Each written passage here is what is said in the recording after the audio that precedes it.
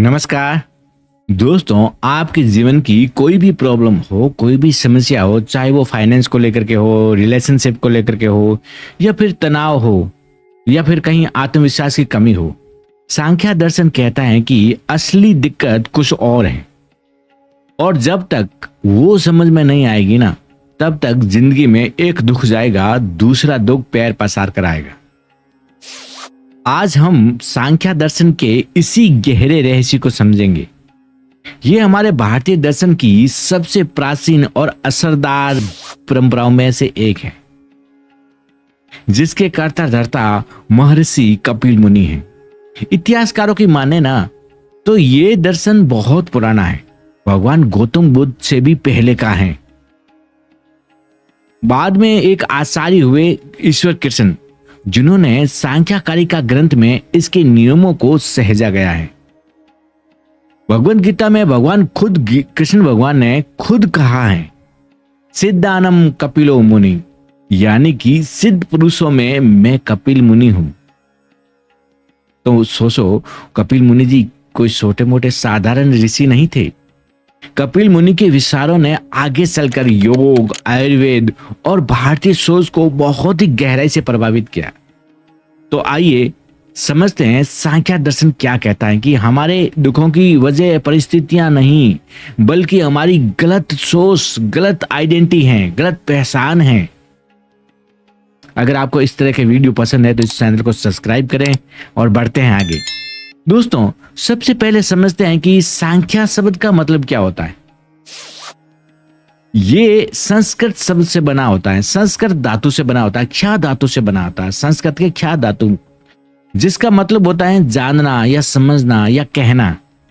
इसके दो अर्थ निकलते हैं। पहला अर्थ होता है संख्या, गिनती, क्योंकि ये सृष्टि को बनाने की जो बुनियादी तत्व होते हैं ना, उनको एक एक करके गिन के समझाता है। और दूसरा होता है सम्यक ज्ञान, सही ज्ञान, एक ऐसा ज्ञान, एक ऐसी विवेक जो हमारे भीतर उस चीजों को असलियत दिखाए।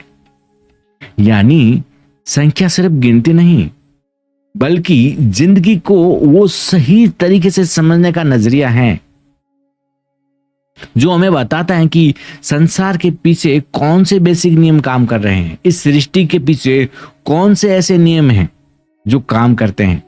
संख्या एक अद्वैतवाद दर्शन है। इसका मतलब होता है कि इस ब्रह्मांड में दो प्रकार के तत्वों पर टिका हुआ है पूरा संसार। पहला है पुरुष और दूसरा है प्रकृति। यहाँ पुरुष का मतलब ये नहीं कि मर्द या जेंडर, उसका मतलब होता है, पुरुष का मतलब शुद्ध चेतना, कॉन्शियसनेस, वो चेतना जो सिर्फ देखती है, जो सिर्फ एक साक्षी, एक गवाह है, जिसे ना जन्म लेते हैं, ना मरती हैं, ना ही बदलती हैं, वो खुद कुछ नहीं करती हैं, बस वो देखती हैं। जैसे हम मान लो कि सिनेमा हॉल में बैठकर कोई फिल्म देखते हो, फिल्म चाहे कैसी भी हो, चाहे वो नाटक हो, प्रेम हो, मारधार हो, दुख की हो, है ना, लेकिन दर्शक सिर्फ देखता है, वो उस फिल्म का हिस्सा नहीं होता है। संख्या कहता है कि बिल्कुल ऐसे ही एक गवाह हमारे भीतर बैठा है। और मजेदार बात यह है कि वो हर जीव में, हर इंसान में अलग अलग होता है। एक आजाद चेतना होता है, एक इंडिविजुअल कॉन्शियसनेस होती है हर इंसान में। और दूसरा तत्व है प्रकृति, जो कुछ भी हम महसूस कर सकते हैं, ये ब्रह्मांड, हमारा शरीर, मन, भावनाएं, हमारे विचार, ये सब प्राकृतिक। इसकी दो खास बातें हैं। पहली ये कि ये अचेतन है, अनकॉन्शियस है।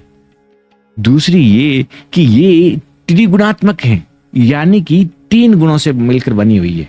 पहला है सत्व, रोशनी और बैलेंस, यानी खुशी, और रजस यानी कि रफ्तार, गति, एक्शन या बदलाव। और तीसरा है तमस, अंधकार, सुस्ती, भारीपन, ठहराव, ये जड़ता। इसे हम समझते हैं एक दीपक के लो की तरह।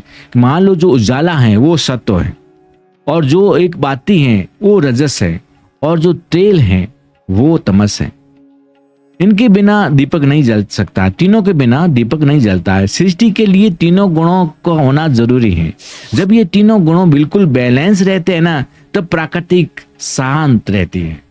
लेकिन जैसे ही इनमें अनबैलेंस होता है ना, सृष्टि का खेल शुरू हो जाता है। और दोस्तों, यहीं से सांख्य दर्शन के 25 तत्वों की यात्रा शुरू होती है। जब प्रकृति का बैलेंस बिगड़ता है ना, तो सबसे पहले पैदा होता है महत्व। सबसे पहला कॉन्शियस होती है इंटेलिजेंस, यूनिवर्स की इंटेलिजेंस, कॉन्शियस यानी कि बुद्धि। ये ब्रह्मांड की बुद्धि है जो निर्णय लेने की ताकत देती है। बुद्धि से पैदा होता है अहंकार, यानी कि मैं, मेरा, है ना, कहता मैं हूं ना, ये मेरा है। यहीं से मैं और संसार का बंटवारा शुरू हो जाता है। अब इस अहंकार के दो रास्ते हैं। जो पहला है वो रास्ता है 11 इंद्रिया, यानी कि 5 इंद्रिया, देखना, सुनना, सूंघना, सकना, छूना, और 5 कर्मेंद्रिया, बोलना, चलना, ग्रहण करना, उत्सर्जन करना, प्रजनन करना, और 11वां है मन। संख्या मन को भी एक इंद्रिय मानता है, जिसका काम सिर्फ जानकारियां इकट्ठा करना होता है। आखिर फैसला जो लेता है ना, वो मन नहीं लेता, हमारी बुद्धि लेती है। मन तो बस एक विचारों का मैदान है। दूसरा रास्ता है 5 तन मात्राएं और 5 महाभूत। अहंकार के दूसरे रास्ते में 5 तन मात्राएं जो बिल्कुल बारीक एक क्वांटम तत्व होते हैं, जैसे शब्द, स्पर्श, रूप, रस, गंध। ये स्थूल चीजों के सूक्ष्म बीज यानी कि ब्लूप्रिंट है। और इन्हीं से आगे चल करके हमारे 5 महाभूत बनते हैं, जैसे आकाश, वायु, अग्नि, जल, पृथ्वी। ये 5 महाभूत मिलकर के भौतिक दुनिया बनाते हैं। और अब एक बार फिर से हम इसको पूरी गिनती कर लेते हैं कि एक पुरुष, एक प्रकृति, एक बुद्धि, अहंकार, है ना, एक अहंकार, 11 इंद्रियां और 5 तन मात्राएं, 5 महाभूत, ये कुल मिलाकर के 25 तत्व। संख्या के मुताबिक इस 25 तत्व से ही पूरा ब्रह्मांड मिला हुआ है, पूरा ब्रह्मांड बना हुआ है इसी मेल जोल के तत्वों से। अब सवाल आता है कि अगर दुनिया लगातार बदल रही है ना, तो नई चीजें कहां से आ रही? संख्या इसका जवाब देता है कि जो सत्य कर्मवाद है ना, सत्य कर्मवाद के सिद्धांत से देखा जाए ना, तो ये नियम कहता है कि कोई भी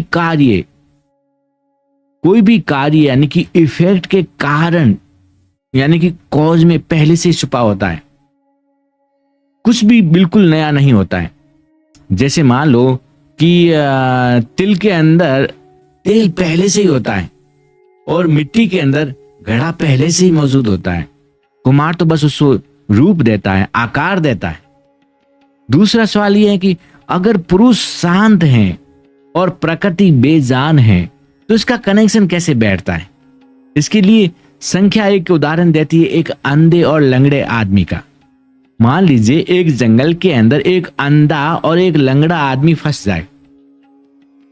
अंधा चल सकता है पर देख नहीं सकता है, लंगड़ा देख सकता है पर चल नहीं सकता है। अलग रहकर दोनों नहीं निकल सकते।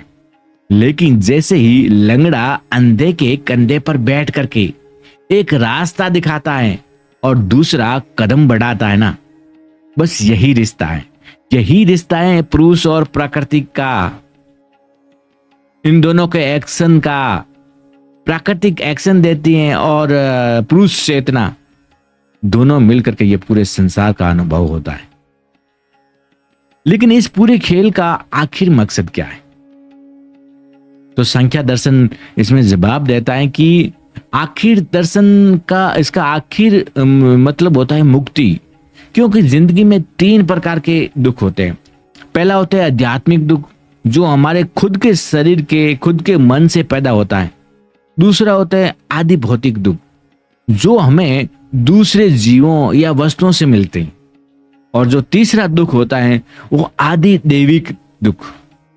आदि दैविक दुख का मतलब होता है कि जो कुदरत देती है या प्राकृतिक की आपदाओं से आता है। संख्या कहता है कि इन दुखों का परमानेंट इलाज बाहर नहीं है। इसका सच्चा इलाज है विवेक ज्ञान, आत्मज्ञान। यानी कि ये समझ में आ जाना कि मैं ये शरीर, मन, विचार नहीं हूं। यहां तक कि मैं सुख दुख भी नहीं हूं, मैं तो सिर्फ साक्षी हूं जो इन सब चीजों को होते हुए देख रहा हूं। जिस पल यह एहसास हो जाए ना, प्राकृतिक और पुरुष का फर्क साफ हो जाता है। इसी अवस्था को कैवल्य कहा गया है, मोक्ष कहा गया है, यानी कि अपने असली स्वरूप में टिक जाना। आखिर में संख्या में हमें एक बहुत ही सुंदर संदेश मिलता है। हम जिंदगी में जो कुछ भी भुगतते हैं ना, वो प्रकृति का खेल है, लेकिन हमारे अंदर एक ऐसा हिस्सा है जो हमेशा से शांत है, जो कभी नहीं बदलता है। शायद मुक्ति का मतलब दुनिया से भागना नहीं है, बल्कि सिर्फ ये पहचान लेना कि हम समंदर में उठने वाले छोटी मोटी लहरें नहीं है, हम तो पूरा गहरा और शांत समुद्र हैं, जिसमें ये सारी लहरें उठती हैं और इसी में समा जाती है। चलते चलते एक विचार छोड़ जा रहा हूं। संख्या दर्शन ईश्वर को सृष्टि का जरूरी कारण नहीं मानता है।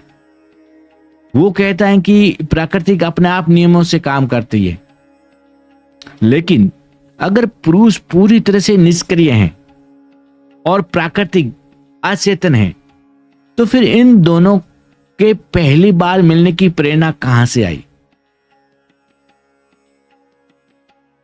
और आजाद होने की इच्छा इस अचेतन व्यवस्था में कैसे उत्पन्न हुई?